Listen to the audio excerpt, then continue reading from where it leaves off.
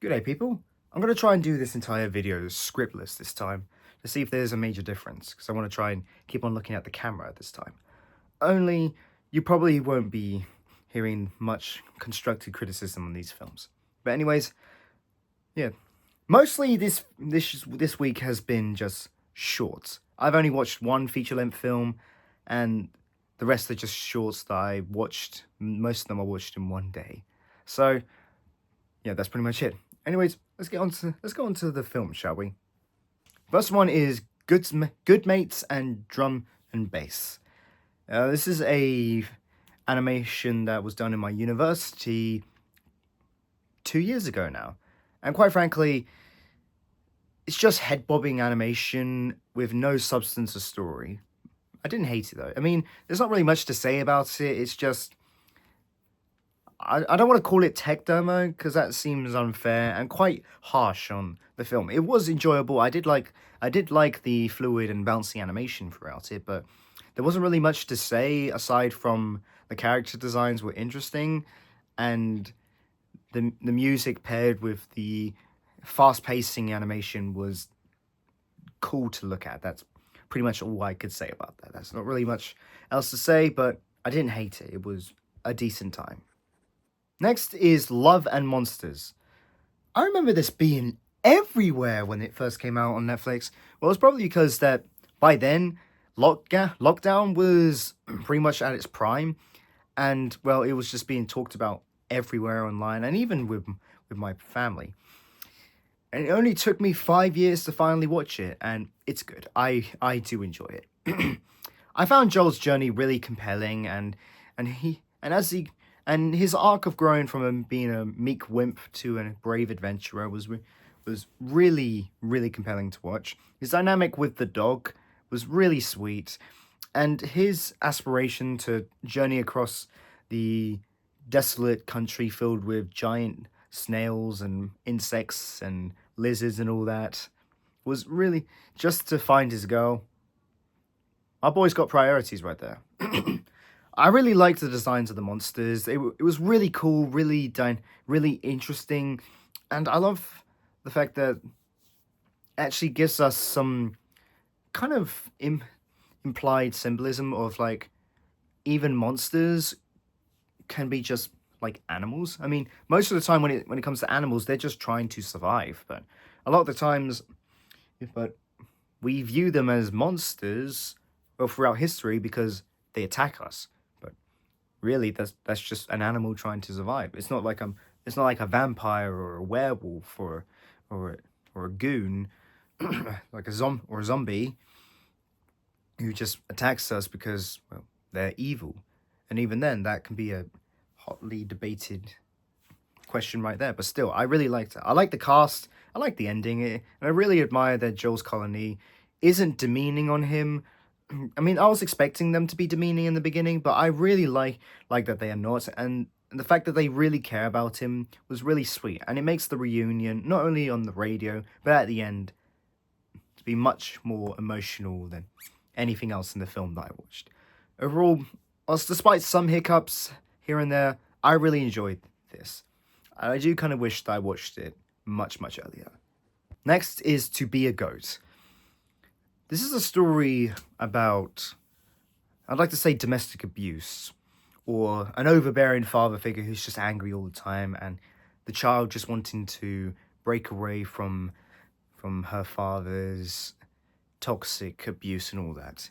And it was really compelling to watch. The dad and the main character were both goats, which is why it's called To Be a Goat, and I think that was good symbolism. I like the style and the texture. It was really intriguing to watch, even if most of it was in white with negative space.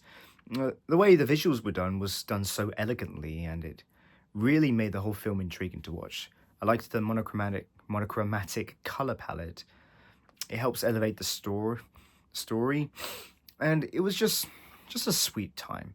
Though, quite frankly, you don't need to be rude to grandma. That's a universal rule. Don't be rude to grandma. My dad. This was made during some riots that happened, I think back in 2010s. I mean, this whole thing is all about England, I guess. All about England and all about about a life of a dad who influences his young son and all that. Let me say that again. A short film depicting a dad's influence on a young boy's life. His judgmental character mixed with the boy's fondness for his dad proves to be a toxic mix that tears away at a world of opportunity and experience. That's the synopsis given on Letterboxd. I mean, it's cool. I really do love the design and the way it was animated. And honestly, it makes you feel. Throughout it's pretty much half of it is done in the POV of the kid. It makes you feel like you're a kid with his dad during the riots. You're scared, and your dad is trying to protect you during all this chaos. I mean, sure, I'm pretty sure some people would not see it that way, but I definitely saw it as dad just trying to protect his kids. It was interesting enough, and I definitely found it interesting. I think I took it differently than everyone else did in my screening, but I found it interesting enough, and that's pretty much all I have to say. This one is fascinating. Stanley. This guy's trying to grow a piece of cabbage to the biggest size, and his wife is frustrated that they're not eating the cabbage. So, spoiler alert, I'm not going to spoil anything, actually. I want you to see it, but I want you to see it for yourself. But let me tell you, the moment the ending happens, you're going to be shocked. But the best I could say it without fully spoiling it is a story about obsession, and the cabbage is seduction. Moral of the story, don't eat your vegetables. They will ruin your marriage. That's all I have to say. But goddamn was it. Well, goddamn that ending, though. My screening showed us Lights Out. I already talked about it during the last video, so I don't really need to go throughout it. I will say that I did enjoy it much more than I did last time. I definitely found the build-up to be so much better than the payoff, but still, the payoff, though, is not really that compelling.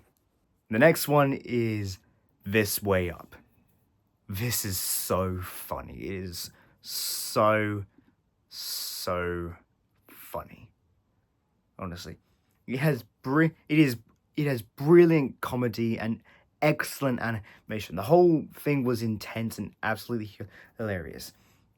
The main two characters are just having a bad day at the parlor when a falling boulder flattens their hearse, and they have to carry the body that they were carrying to the grave.